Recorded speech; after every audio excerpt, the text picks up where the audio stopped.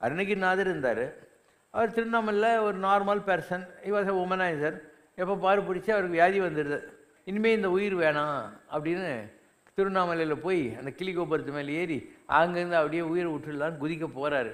அப்போ முருகப்பெருமான் ஒரு பண்டாரமாக வந்து அவர் அப்படியே தாங்கி பிடிக்கிறார். தாங்கி பிடிச்சி அவரை கொண்டு போய் திருவண்ணாமலை திண்ணையில் உட்கார வைக்கிறார்.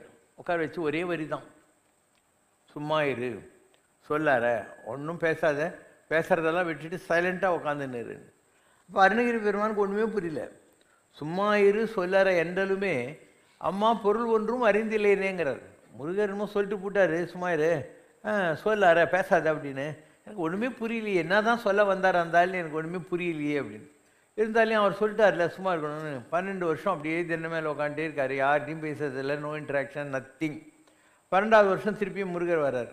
வந்து இனி நான் மேல் நடங்கிறார். இன்னிலேருந்து நீ திருப்பியும் பேசலாம், நான் மேல் நடன்னா நாக்கில் லெஃப்ட் ரைட் போடு, காலில் போட்டது போகிறோம், நாக்கில் லெஃப்ட் ரைட் போடு, இனி நான் மேல் நட அப்படின்னு.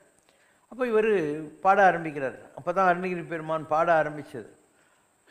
பாட ஆரம்பித்த பின்னால் அவர் அடிக்கடி சொல்லுவார், அதாவது முருகர் எனக்கு எவ்வளவோ நல்லதெல்லாம் பண்ணியிருக்காரு, ஆனால் அவர் சொன்ன ஒரு விஷயத்தை என்னால் ரொம்ப நன்றியோடு தான் எப்பயும் நினச்சிக்கி பார்த்துட்டுருக்கேன். என்ன?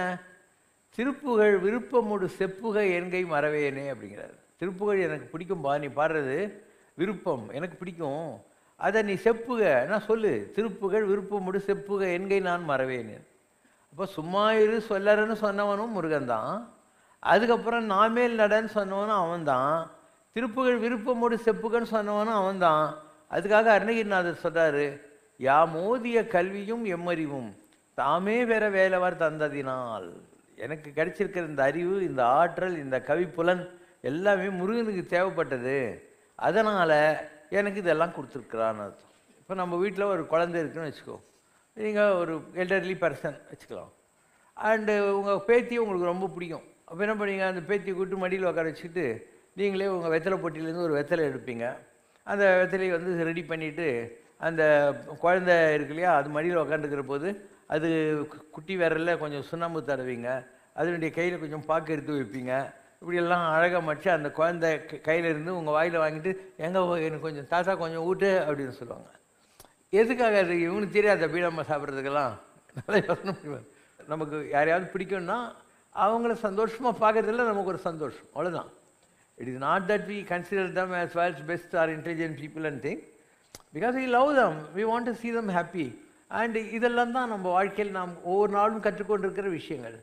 அப்போ it is not that Murugaperuman does not know Tamil, it is not that Murugaperuman does not know about his glory. அவருக்கு தெரியாதா அவரை பற்றி? இருந்தாலும் ஒரு குழந்தை கையில் பீடா கொடுத்து தாத்தா வாயில் வச்சு பார்க்குற மாதிரி, அருணகிரி மாதிரி ஒரு பொம்பளை பைத்தியமாக இருந்தவன் சூசைடே பண்ணிக்கணும்னு நினைக்கிறவனுக்கு அவன் உயிரை கொடுத்து காப்பாற்றி அவன் வாயால் திருப்புகழை பாட வைக்கிறான். நல்லா யோசனை பண்ணும். ஒவ்வொரு கோயிலுக்கும் கூப்பிட்றான், நான் எங்கே இருக்கிறேன் அங்கே இருக்கேன், என்னை பார்க்காம நீ போயிடுறியா அப்படின்னு. ஏன்னா அந்த காலத்தில் ரோடு ஆயிருந்துச்சு, அவர் ஏதோ வயல் வெளியில் நடந்து போவார், அங்கே தானே ஒரு வயலூர் முருகன் மாதிரி சந்நிதி இருக்கும், நீ என்னை பாடாமல் போறியா வான்னு சொல்லி கூப்பிடுவார். இந்த மாதிரி ராமலிங்க அடிகளார் கூட நடந்திருக்கு.